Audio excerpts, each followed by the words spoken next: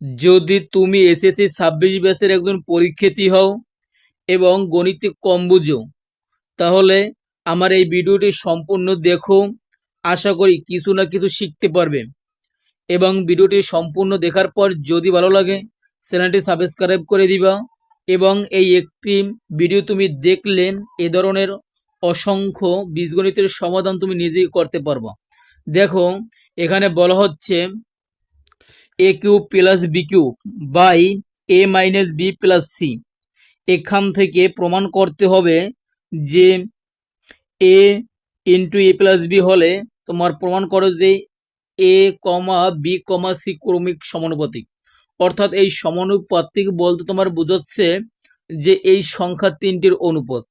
তাহলে তোমাকে প্রমাণ করতে হবে এই অংশ থেকে তোমার এই এ বি সি ক্রমিক সমানুপাতিক।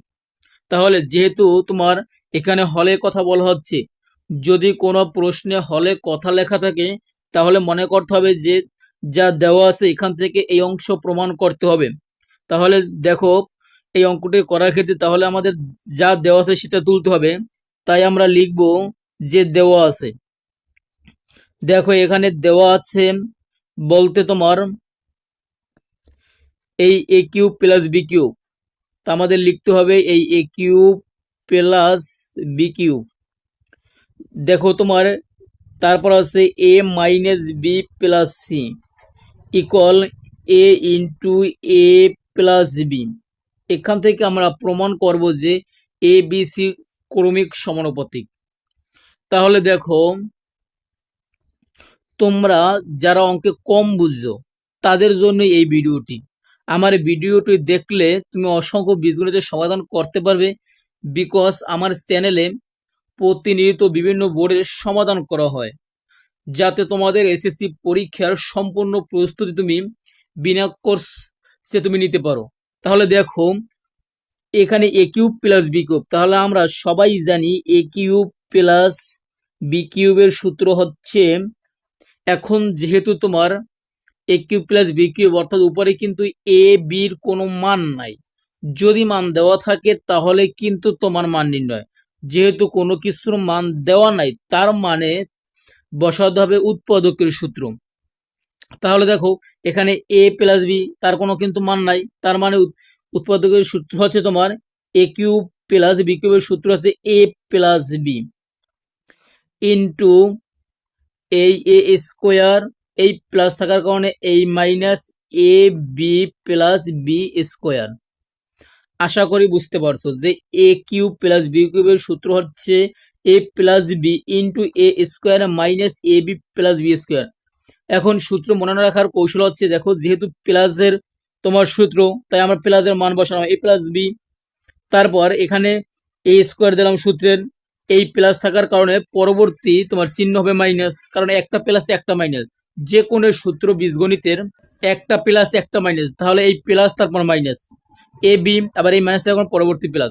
এখন কথা হচ্ছে দেখো, আমরা তাহলে এ কিউব প্লাস বি কিউবের সূত্র পেলাম এই, তাই এই এ কিউব প্লাস বি কিউবের পরিবর্তে আমরা বসিয়ে দিব এই এ প্লাস বি ইন্টু এই এ স্কোয়ার। তারপর দেখো এই প্লাস তাই মাইনাস এ বি, তারপর এই মাইনাস তারপর প্লাস এই বি স্কোয়ার। আশা করি বুঝতে পারছো।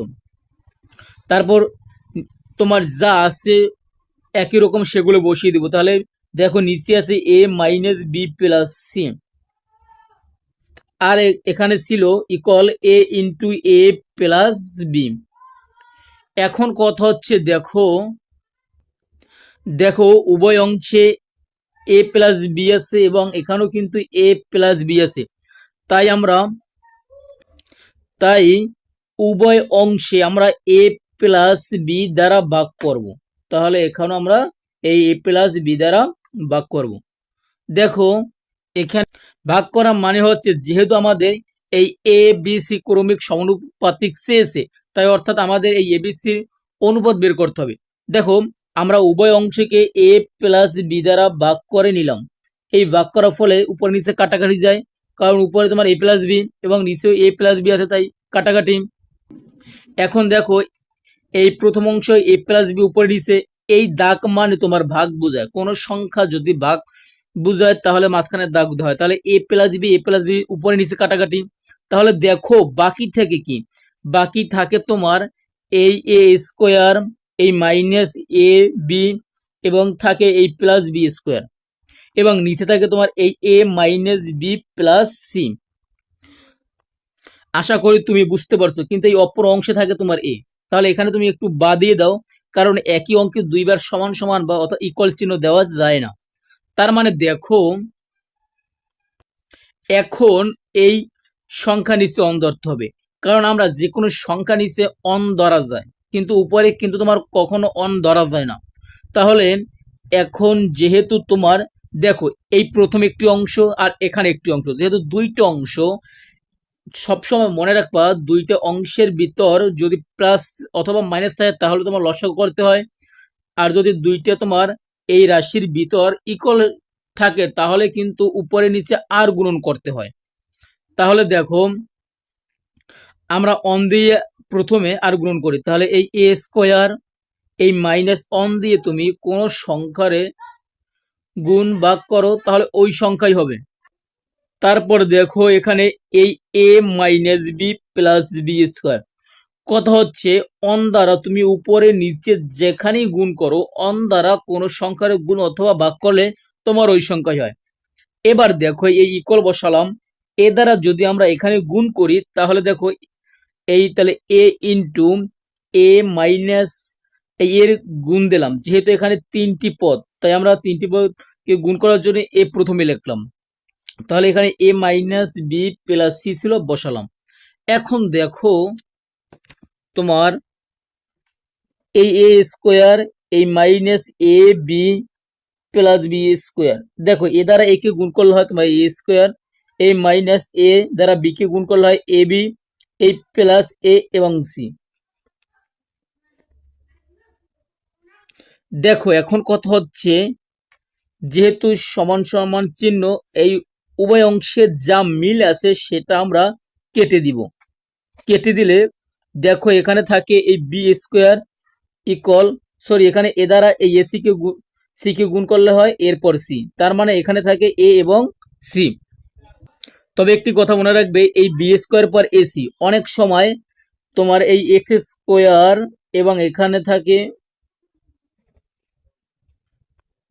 তাহলে এই এক্স স্কোয়ার আবার এখানে থাকে এই ওয়াই জেড, অর্থাৎ এরকম এক্স ওয়াই জেড, তাহলে কিন্তু প্রশ্ন হতো এক্স কমা ওয়াই কমা জেড এর ক্রমিক সমানুপাতিক। তার মানে যেহেতু বি স্কোয়ার ইকুয়াল এসি, এই অংশের মানে হচ্ছে এই এ কমা বি কমা সি অর্থাৎ এ বি সি এর ক্রমিক সমানুপাতিক।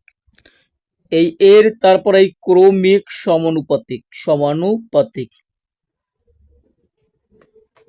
পাতিক। আশা করি তুমি ভালোভাবে বুঝতে পারছো, যদি বুঝে থাকো আমার চ্যানেলটি সাবস্ক্রাইব করে দিবা, কারণ আমার এই চ্যানেলে প্রতিনিয়ত বিভিন্ন বোর্ডের বীজগণিত পরিমিতি এবং তোমার লগারিদম অর্থাৎ তোমার ত্রিকোণমিতি যা আছে কঠিন কঠিন অধ্যায়, সেগুলো বিগত বছরের প্রশ্ন নিয়ে আলোচনা করা হয়। খোদা হাফেজ, ভালো থাকো, দেখা হবে পরবর্তী ভিডিওতে।